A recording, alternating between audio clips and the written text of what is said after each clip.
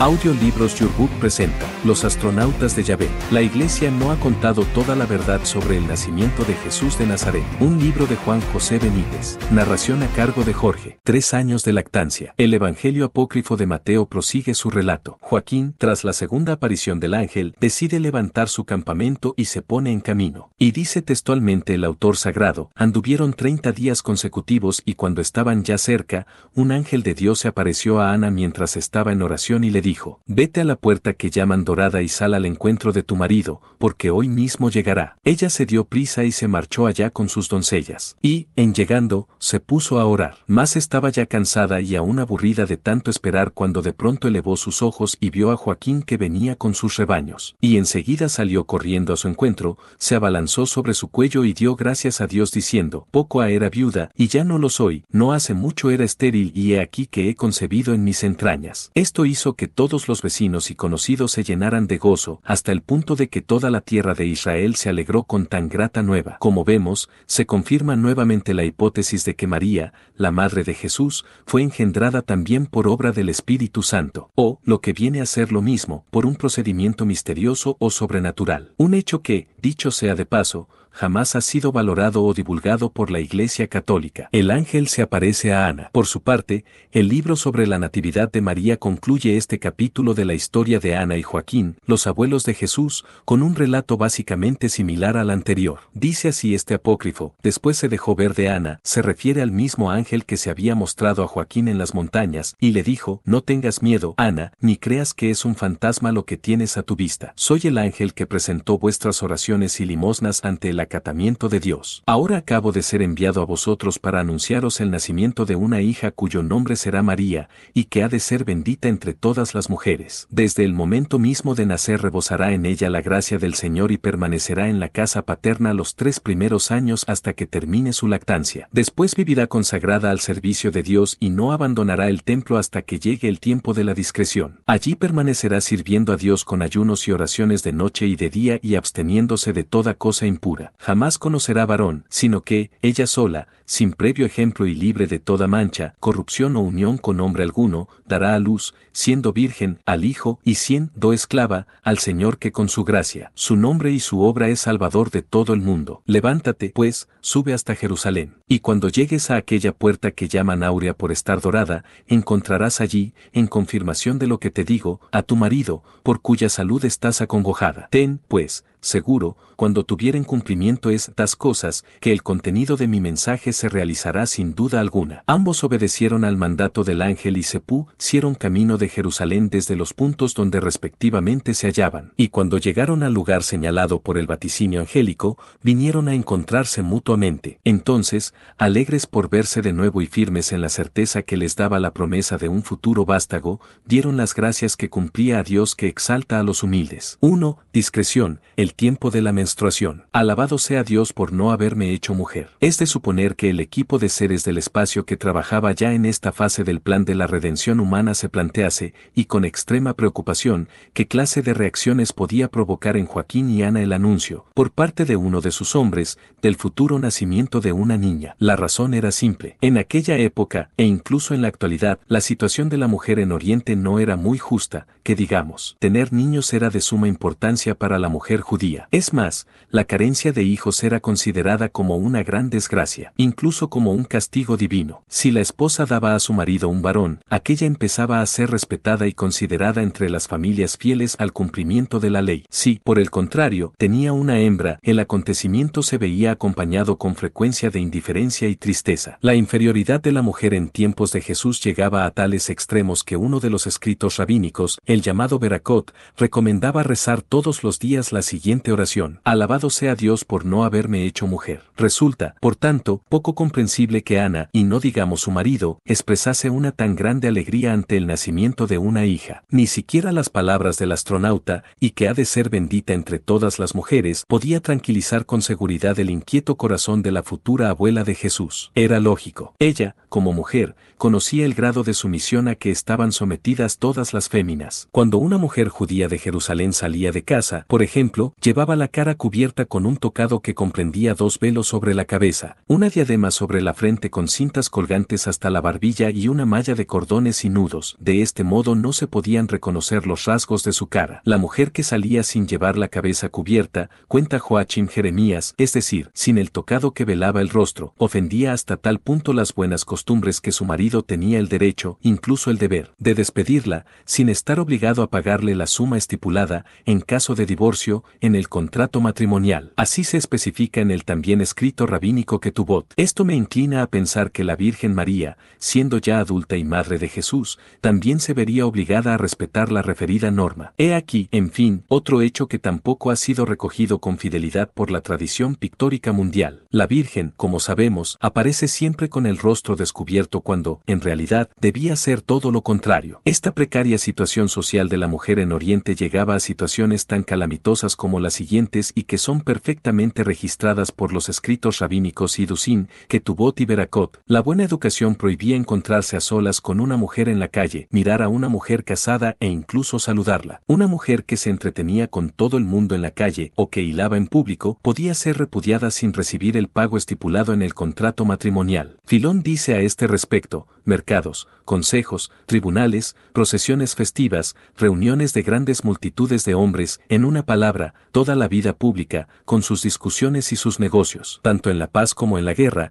está hecha para los hombres. A las mujeres les conviene quedarse en casa y vivir retiradas. Las jóvenes deben estarse en los aposentos retirados, poniéndose como límite la puerta de comunicación con los aposentos de los hombres, y las mujeres casadas, la puerta del patio como límite. Los derechos religiosos de las mujeres, lo mismo que los deberes, estaban limitados. Según Josefo, las mujeres solo podían entrar en el templo al atrio de los gentiles y al de las mujeres. Durante los días de la purificación mensual y durante un periodo de 40 días después del nacimiento de un varón y 80 después del de una hija, no podían entrar siquiera en el atrio de los gentiles. La enseñanza estaba rigurosamente prohibida a las mujeres. En casa, la mujer no era contada en el número de las personas invitadas a pronunciar la bendición después de la comida. Tampoco estaba obligada a prestar testimonio puesto que, como se desprende del Génesis 18,15, era mentirosa. Ante un panorama tan oscuro y poco grato, ¿qué clase de futuro podía adivinarse para cualquier mujer nacida en aquella época? De ahí que la alegría de Ana y Joaquín por los anuncios del ángel, según los apócrifos, estuviera provocada quizá, más que por la llegada de una niña, por el hecho en sí de quedar encinta y, supongo, porque esta circunstancia les reivindicaba de cara a la sociedad en la que vivían. Amén,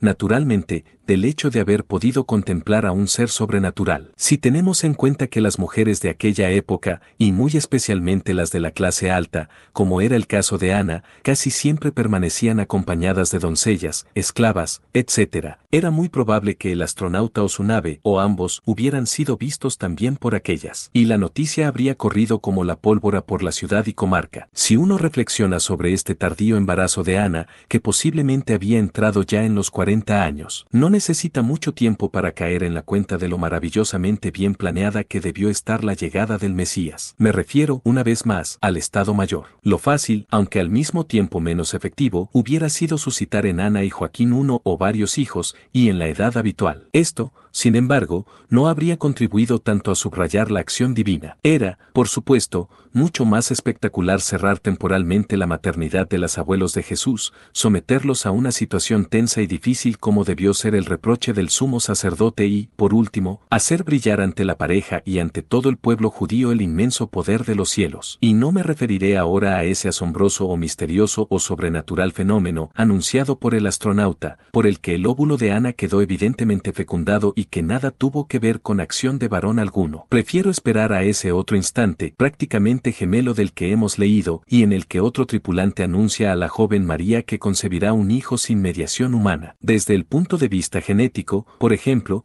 la incógnita es apasionante. El dilema de la lactancia. Otra parte de ese plan, y que me fascina por su carácter preventivo, es el que hace referencia a los primeros años de la infancia de María. Recordemos las palabras del astronauta: y permanecerá en la casa paterna los 3 primeros años hasta que termine su lactancia. Al principio, Sin embargo, me asaltó una duda. Los pediatras con quienes he consultado han coincidido en algo. 3 años de alimentación a base de leche materna constituye o puede constituir un error. He aquí algunas razones. En un bebé normal, y no hay razones para que, fisiológicamente hablando, María fuera diferente, los dientes empiezan a brotar entre los 6 y 9 meses de vida. Es precisamente a esa edad cuando los médicos recomiendan que cese la lactancia natural. En el caso de que la madre siga dando el pecho al pequeño, este puede morder los pezones, dando lugar a la aparición de grietas, etc. Paralelamente, en esos momentos surge en la madre una especie de rechazo a la lactancia. Está demostrado también que, precisamente a partir de esos 9 meses, la secreción láctea pierde su valor proteico. Como se sabe, la leche materna reúne entre sus principales elementos los hidratos de carbono, grasas, sales minerales, proteínas y vitaminas. Una alimentación exclusivamente anclada durante 3 años en la leche materna podría provocar en el niño un déficit general que podríamos traducir, por ejemplo, en anemia, desnutrición, avitaminosis, distrofias, falta de defensas, eczemas, deficiencias respiratorias. Pero, frente a estas realidades, científicamente probadas, nos encontramos también con otro dato muy significativo. En pleno siglo XX, los médicos han observado cómo en países como el Zaire, la mortalidad infantil es muy elevada, pero a partir de los 2 años de edad. ¿Por qué? La explicación parece sencilla. Los niños africanos son amamantados justamente hasta esa edad de 2 años. ¿Es que la leche de la madre encierra también defensas especiales? Según los expertos, rotundamente sí, y como muy bien plantean especialistas en pediatría tan célebres como Bodo y Nausen y Schaffer,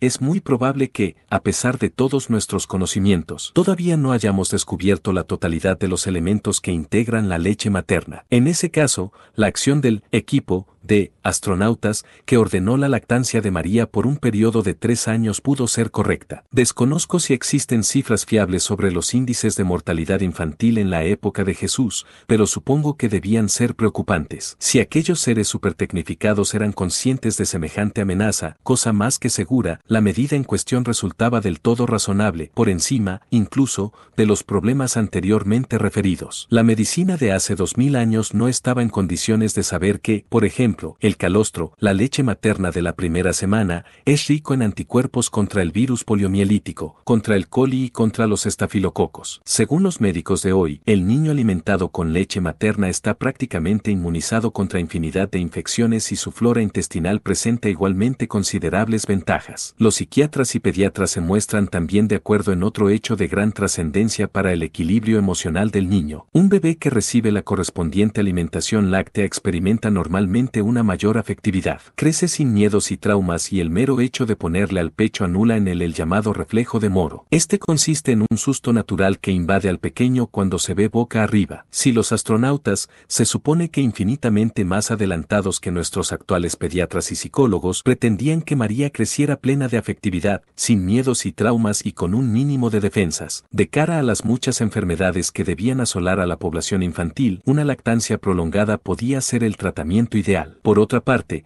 y puesto que los padres de la niña habían hecho voto solemne de entregar el hijo al servicio del templo, cabe pensar que el equipo estableció ese margen mínimo de 3 años, con el fin de evitar una prematura entrega de la pequeña a los sacerdotes. Está claro que el lugar natural donde debe permanecer todo infante es siempre el seno familiar. Me resisto a creer, además, que María fuera alimentada en sus 3 primeros años única y exclusivamente a base de leche materna. Lo más probable es que esta dieta fuera acompañada de otros productos propios para dicha edad y que podían servir como complemento. En suma, la afirmación de los evangelios apócrifos sobre los 3 años de lactancia de la pequeña María podría estar plenamente justificada desde el punto de vista médico. Esto fortalece mi criterio de que muchos de los pasajes de estos textos olvidados ocurrieron en verdad.